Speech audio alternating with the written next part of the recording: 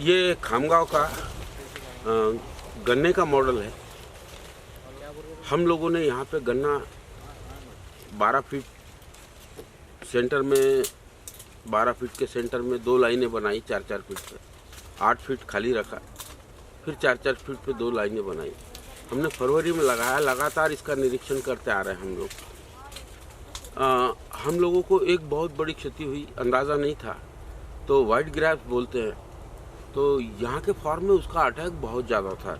जब ध्यान में नहीं आया इसलिए ये हो गया कि पहले अगर ध्यान में आता तो हम इसको अप्रैल मई जून में ही कंट्रोल कर लेते थे। तो वो हुमनी के वजह से हमारा 20% इसमें डैमेज हुआ गन्ना, हुमनी की वजह से। बाद में तो हमने उसको मेटाराइजम से कंट्रोल किया जो जैविक है। तो हम लोगों ने फिर इच्छा न होते हुए भी उसका इस्तेमाल किया।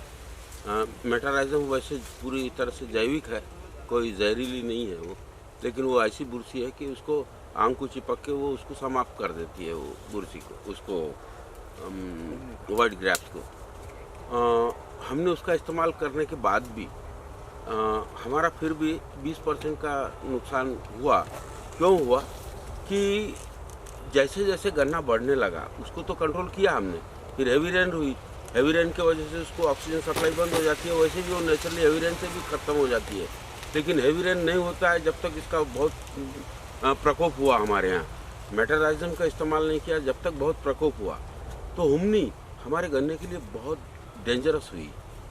उसने क्या किया, सारी जड़ों को काट काट के रख दिया। तो अब ये गन्ना जैसे जैसे वेल डेवलप हो रहा है, ये इसकी 12-12 फीट ऊंचाई बढ़ गई है, और एक एक इसमें कम से कम 10 से लेके तो 15-15 फुट तक इसमें फुटा हुआ है हर इसमें। और एक एक गन्ना कम से कम 4 किलो, कम से कम 4 किलो का गन्ना है। अब ये सारी साइज देखते हुए हमारा 20% का जो नुकसान हुआ, तब हम लोगों ने ये तय किया कि इस वर्ष ये, क्योंकि ये जो प्रोजेक्ट चल रहा है ये 20 साल के लिए इस पर रिसर्च होगा कि 20 साल तक हम लगातार इसकी पैदावार 100 टन तक जा सकते हैं, क्या जा सकते हैं, नहीं जा सकते हैं, आगे का विषय है। लेकिन हम टारगेट लेके वो मेहनत कर रहे हैं यहाँ पे। हमारा पहले वर्ष का अभी जो सब पूरा काउंट किया हमने, तो अभी प्राथमिक अंदाज है कि 70 से 80 टन इसमें मिलेगा, लेकिन हम उसको नीचे 50 टन पे ही काउंट कर रहे हैं कि 50 टन तो किसी भी हालत में नहीं जाएगा। आपको मैं गन्ने की फ़ोटो दिखाऊंगा, वीडियो दिखाऊंगा, आप वो देखिए। एक 4x3 पे लगा हुआ है हमारा ये गन्ना, 6x3 पे, यानी 18 स्क्वायर फीट में एक आँख लगी थी। उसमें से 10 से लेके 15 फुटा हुए है। आप उसका एवरेज निकाल सकते हो, देख सकते हो कि कितना बनता है उसका। मैं अभी उसका विश्लेषण नहीं करूँगा। फिर भी अब ये 50 टन का भी हम काउंट करते इसका गुड़ बनाएंगे। हम इसका गुड़ बना के बेचेंगे। 50 रुपया किलो इसका गुड़ अगर हमने बेचा तो भी हमको कम से कम 10 टन गुड़ यहाँ से अवेलेबल हो जाएगा। 10 टन गुड़ हुआ तो हुमनी ने नुकसान किया हमको, उसने काट दिया, गिर गया, वो जानवरों को खिला दिया। 6 टन इसमें का निकाल के अभी तक हमने जानवरों को खिला दिया। अभी और कोई सूखने वाला गन्ना है, वो काट काट के हम जानवरों को खिला देंगे। ये सब परिस्थितियों के बाद 70 से 80 टन बैठेगा, लेकिन हम टारगेट पकड़ रहे 50 टन ही चाहिए हमको। 50 टन इतना आसानी से मिलेगा, आसानी से। लेकिन इसमें लाभ क्या हुआ?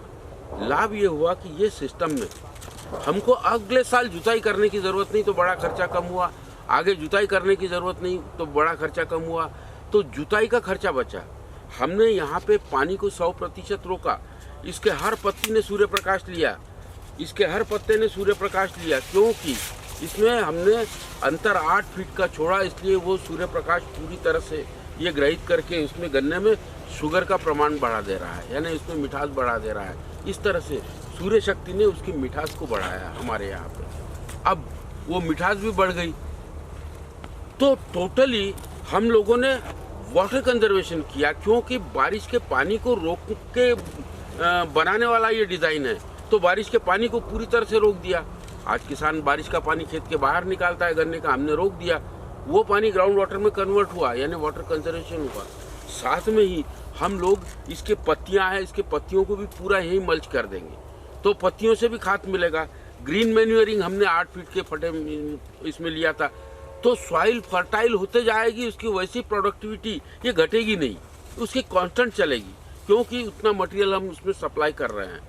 तो इसमें प्रतिवर्ष अलौकिक खाद ग्रीन मैन्योरिंग, ये होते रहेगा। ये खर्चा क्यों कर रहे हैं? क्योंकि हम जो सोचते हैं वो अगर गुड़ बना के हमको इतना अर्जित हो रहा है तो हमारा भी दायित्व है कोई हम माँ को कुछ दे, तो माँ को देने के पीछे वो खर्चा करेंगे। तो 4 ट्राली का गोबर का खाद अगर मैं बाजार से भी लाता हूँ तो 10,000 का खर्चा बैठता है, मैं खुशी से दूंगा वो माँ को 10,000।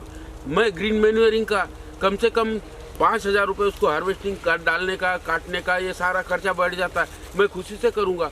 तो मैंने मेरे मार्जिन में से कितना दिया है उनको? 3 लाख में से 15,000, बाकी 3 लाख में से 50% लेबर को बांट दूंगा, तो भी मेरे पास अपनी ज़रूरतों को पूरा करने के लिए काफ़ी बच जाता है। इस तरह से ये खामगांव का ये मॉडल तैयार हो रहा है। यहाँ बहुत बड़े पैमाने पे लेबर को काम दिया जा रहा है, वो खुश है। तो मैंने यहाँ पे क्या किया, महत्वपूर्ण रोल ये किया कि मैंने लेबर को रोज़गार मुहैया करवा के दिया। ये एक गन्ने में नहीं, पूरे यहाँ के 66 एकड़ के फार्म में जो रोज़गार तैयार हो रहा है, वो रोज़गार को देने के लिए पैसा मेरे जेब से या खालिद भाई के जेब से नहीं लग रहा है, यहाँ से वो सब जनरेट हो रहा है, उसमें से वो उनको डिवाइडेशन होगा। इस तरह से नेचुरल फार्मिंग में हमारा ये गन्ने का प्रयास। अब हमने गन्ने का प्रयास कौन से ज़मीन में किया? जिसका ऑर्गेनिक कार्बन 0.4 था। सबसे बड़ी गलती हमारी पहली ये थी, अति उत्साह में थे हमने वो मॉडल। फिर भी ये उत्साह हमें सिखाने के लिए बहुत काम आया कि कैसे हुमनी आती है, कैसे हुमनी का प्रॉब्लम आता है, उसको कैसे सॉल्व करते हैं।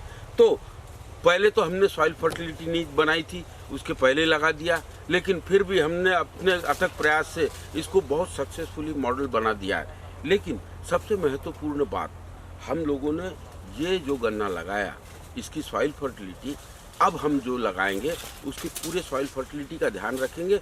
हुमनी का जो प्रॉब्लम आया, यानी ये प्रॉब्लम को सॉल्व कैसा करना है, यहाँ लर्निंग हो गई। तो हम हमेशा लर्निंग के मूड में रहते हैं, हमें कुछ ना कुछ सीखना है। तो हम लोगों ने क्या सीखा यहाँ पे?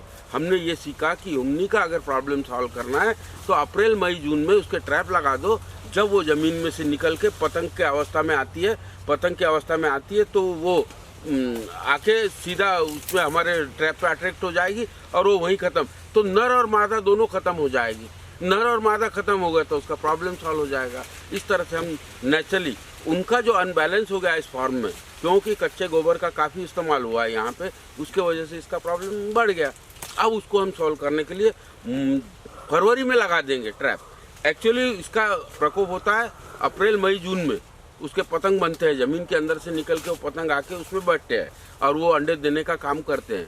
इस तरह से वो उनके अंडे बहुत निकलते हैं। तो वो जब पेड़ों के ऊपर अप्रैल मई जून में नर और मादा का मिलन होता है, और नर तो तुरंत मर जाता है लेकिन मादा अंडे देती है, तो वो मादा को और नर को दोनों को भी अट्रैक्ट करने के लिए हम ट्रैप लगा के उसको 100%, यानी क्या होगा, प्रॉब्लम का सोल्यूशन कैसा निकालना, ये हमको इसने गन्ने ने सिखा दिया। फिर तो अगले साल ये प्रॉब्लम नहीं रहेगा।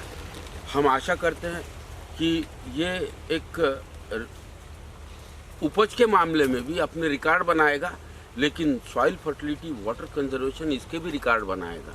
इसकी सॉइल फर्टिलिटी जिसका 0.4 है, वहाँ गन्ना 20 साल का लक्ष्य लेकर रख रहे हैं, लेकिन उसका soil fertility per year growth करते जाएगी और इसका ऑर्गेनिक कार्बन हम पर ईयर जांचते जाएंगे कि कितना इसका ऑर्गेनिक कार्बन डेवलप हुआ।